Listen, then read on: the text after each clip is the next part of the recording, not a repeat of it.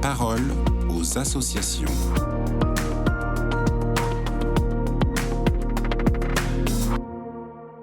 Bonjour à tous, bienvenue dans La Parole aux associations. Aujourd'hui, je suis avec Kevin Tanguy, journaliste pour l'aide à l'Église en détresse.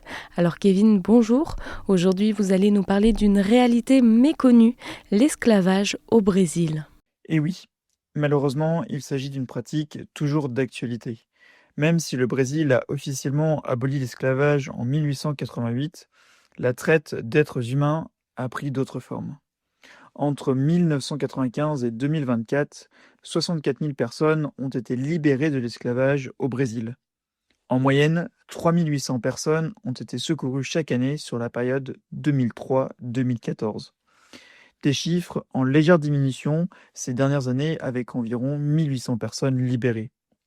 À titre de comparaison, 50 millions de personnes sont victimes de l'esclavage moderne selon les chiffres de l'Organisation mondiale du travail datant de 2021. Les personnes victimes de cette pratique sont pour la plupart des travailleurs agricoles pauvres originaires du nord du pays qui sont considérés par les grands propriétaires terriens comme de la main-d'œuvre pas chère. Mais alors, comment font-ils pour convaincre les paysans ? La méthode est bien rodée. Un beau jour, des recruteurs débarquent dans un village et proposent à ces gens un travail lucratif mais loin de chez eux. Pour finir de les convaincre, ils leur glissent une avance de salaire dans la poche. Une proposition bien trop alléchante pour ces personnes pauvres qui n'aspirent qu'à une chose, améliorer leurs conditions de vie. Ceux ayant accepté le travail sont transportés pendant plusieurs jours dans des camions jusqu'à leur lieu de travail, souvent situé en Amazonie. Une fois sur place, les esclaves comprennent qu'ils ne gagneront rien avec ce travail et bien au contraire. En guise de logement, les travailleurs esclaves ont le droit de se construire une cabane avec les moyens du bord. Malheureusement, ils n'ont aucun moyen de s'enfuir puisque des tueurs à gages les surveillent en permanence. Et alors que fait l'Église pour tenter d'éradiquer l'esclavage ?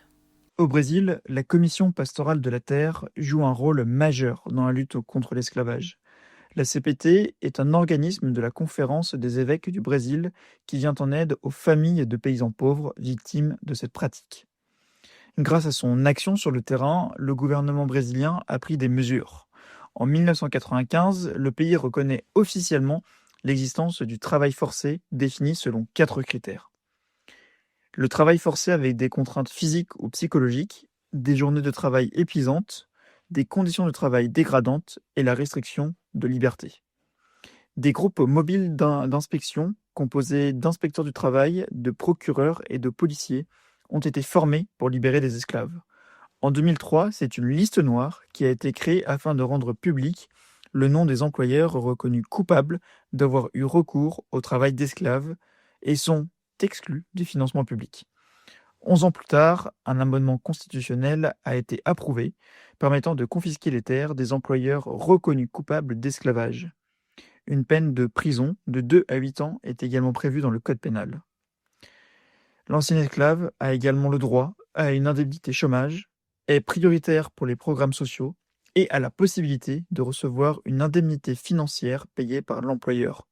Le combat de la Commission pastorale de la terre était partagé par le pape François qui s'est prononcé à plusieurs reprises à ce sujet en qualifiant la traite des êtres humains de plaie aberrante, tout en rappelant que l'exploitation physique, économique, sexuelle et psychologique d'hommes et de femmes, de petits garçons et de filles enchaîne actuellement des dizaines de millions de personnes à l'inhumanité et à l'humiliation. Eh bien, merci pour ce partage, Kevin. Et je rappelle qu'on peut avoir plus d'informations via le site internet aed-france.org. Je vous souhaite une belle journée et je vous dis à bientôt sur KTO Radio.